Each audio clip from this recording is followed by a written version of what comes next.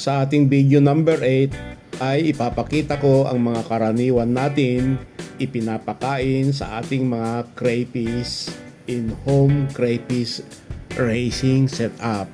Una sa lahat, ang mga crayfish ay omnivorous. Ibig sabihin nito ay pwedeng animals or plants ang pwede nilang kainin. Hindi rin sila mapili sa pagkain. Pati nga ang mga kasama nilang mas mahina sa kanila ay pag may pagkakataon ay kakainin din. Ang mga crayfish ay hindi mapili sa pagkain kaya madaling alagaan.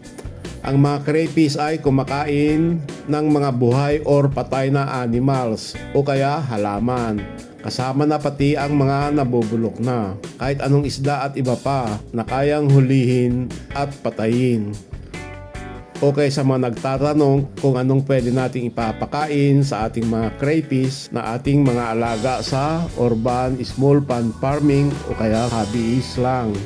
Sa video po na ito, ipapakita ko ang mga karaniwan lang na ating ipinapakain sa mga alaga nating mga crayfish sa home setting. Ang mga listahan ko na ito ay hindi mo masasabi na kompleto na talaga.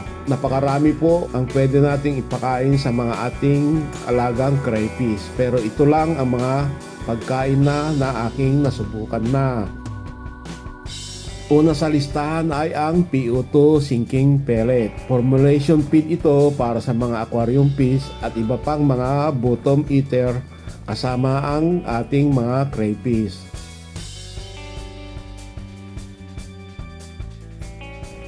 Tamang-tama lang ang size ng PO2 pellet. Madali lang nila itong madampot.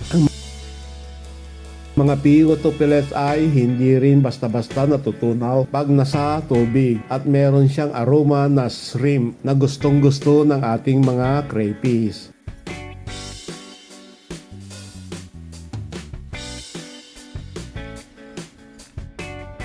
Next sa ating listahan ay ang Integra 3000 pellet. Karaniwan itong patuka sa mga manok at pwede rin sa mga maliliit na mga pet. Ito yung comparison sa size ng Integra 3000 at ang PO2. Pwede rin Integra 4000 pero mas malalaki na ang mga butil nito. Ang Integra 3000 ay readily available sa mga shop na nagtitinda ng mga feeds sa hayop. At mura lang kung ang papakainin lang ay ang crayfish. Ang amoy ay musky, sweet. Parehong-pareho ng amoy ng barley drinks o kaya ang oatmeals. Sinubukan ko rin naman ito kaso itinigil ko na sa pagpapakain sa aking mga crayfish. Ang problema kasi ay madali siyang malusaw, hindi tumatagal sa tubig. Lalo pang nalulusaw kasi nauuna pa itong lantakan ng mga maliliit na isda sa pond or sa aquarium. At bago pa ito mapuntahan ng mga crayfish, halos lusaw na ang karamihan sa Integra 3000. Meron din naman mas malalaki, ang Integra 4000. Ginagamit na ito ng mga malakihan ng farmer sa kanilang ponds. Kung isa ka sa gumagamit ng Integra 3000 dahil sa high protein content nito, then kailangan tama lang ang dami ng iyong ipapakain. Yung kaya lang ubusin ng mga crayfish. Ang mga tira-tira kasing maiiwan sa tubig ay mabubulok at magkokontamina sa tubig na magiging sanhi ng ammonia spice. Next sa listahan ay dried talisay leaves. Karamihan sa mga ornamental fish grower at hobbyists ay pamilyar sa mga benefits ng dried talisay leaves. Ang dried talisay leaves ay nagbibigay ng antifungal, antibacterial properties sa tubig.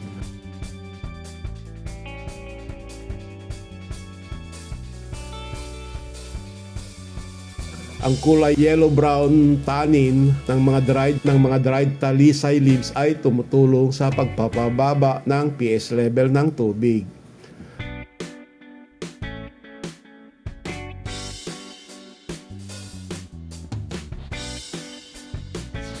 Next is tilapia or any other fish meat. Pero sa ating example ay tilapia na ginayat sa tama lang sa sukat. Ang ating mga crayfish ay gustong-gusto ang laman ng isda. Pagkalagay sa feeding area ng aking pan ay hindi na nagtatagal pa bago puntahan ng mga crayfish. At karamihan pati ay tinatangay nila ito pabalik sa mga hide. Ang problema lang ay magiging malansa ang tubig pag isda ang pinapakain. Kaya ang aking paraan para mabawasan ang lansa ay binabanlawang ko at pinipiga ko muna ang isda bago ilagay sa pan. Karaniwan din ay inaabot pa ng mga 2 araw bago maubos ang mga laman isda. Kaya maiging tanggalin ang mga hindi naubos para maiwasan bumaho ang tubig. Lumulutang naman ang mga ito.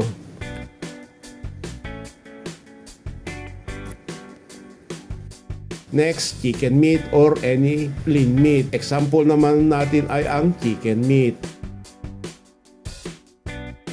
Pareha sa fish meat para ma-minimize ang contamination. Hugasan at pigain din ang chicken bago ilagay sa pan. Gustong-gusto rin ng mga crayfish ang chicken. Kanya-kanyang tangayan din ang mga crayfish at dinadala sa mga hides. Pareho sa fish, ang mga chicken ay halos 2 araw din kinakain. Kaya mas maigi rin na tanggalin ang mga hindi maubos na chicken para hindi bumaho ang tubig.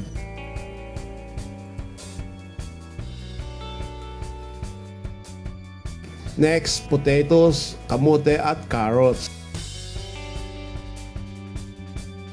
Ito yung mga root crops na karaniwan na sa ating mga kusina. Ginagayat ko ang patatas or carrots na pa-slice ng manipis. Sa ganitong paraan, ang mga crayfish ay madali nilang matangay pabalik sa kanilang hides. Madali ring ngat-ngatin ng mga crayfish ang mga gilid ng sliced potato kagaya ng dried leaf. Halos 2 araw din bago nila ito maubos ang mga sliced patatas.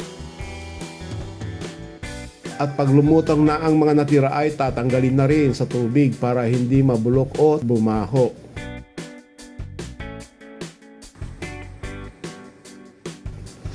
Next, hornwort. Isa ito sa mga aquatic plants na pinapakain at inilalagay sa mga pan or aquarium para makatulong sa pananatiling malinis ang tubig.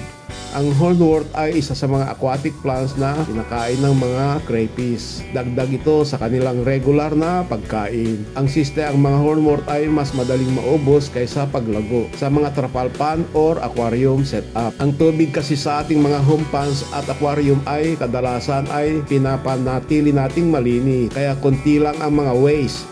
Dahil dito hindi rin gaano karamihan ang nitrates at ammonia sa tubig. Kaya huwag nang asahan na dadami ang mga hornwort gaya ng mga nasa mud pan na setup. Next sa listahan ay malunggay at iba pang mga leafy vegetables. Kasama na ang cabbage at pechay. Sa aking eksperyensa, ang mga crayfish ay ayaw sa malunggay. Kahit nilagyan ko na ng pabigat na ceramic rings, kinalabasan ayaw galawin man lang ang mga leafy vegetables. Merong ibang nag-aalaga na napapakain nila ang kanilang mga crayfish ng malunggay, pero sa atin hindi umubra. Next, talbos ng kangkong or kamote. Kinakain din ng mga crayfish ang mga talbos ng kangkong or kamote. Ang siste ay kailangan pang lagyan ng pabigat para maabot ng mga crayfish. Huwag hayaan ang mga talbos sa mga pan or aquarium ng matagal. Nabubulok kasi ang mga ito at bumabaho ang tubig. Next ay ang exoskeleton or old shell ng mga nagmoult na crayfish. Ang old shell ng mga crayfish ay magandang source ng calcium na para dapat sa kamumult lang na crayfish. Dapat ang mga lumang shells ay hindi tatanggalin sa pan para makain ng kakamult lang na crayfish. Kakainin dapat ito para makatulong tumigas ang kanyang bagong shell, kaso masyado pa siyang mahina para kumain. Kaya sa halip, ibang mga crayfish na ang kumakain.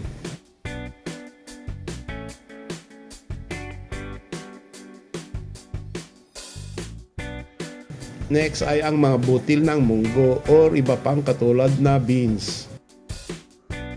Ang munggo ay kasama sa diet na pinapakain ko sa ating mga crayfish.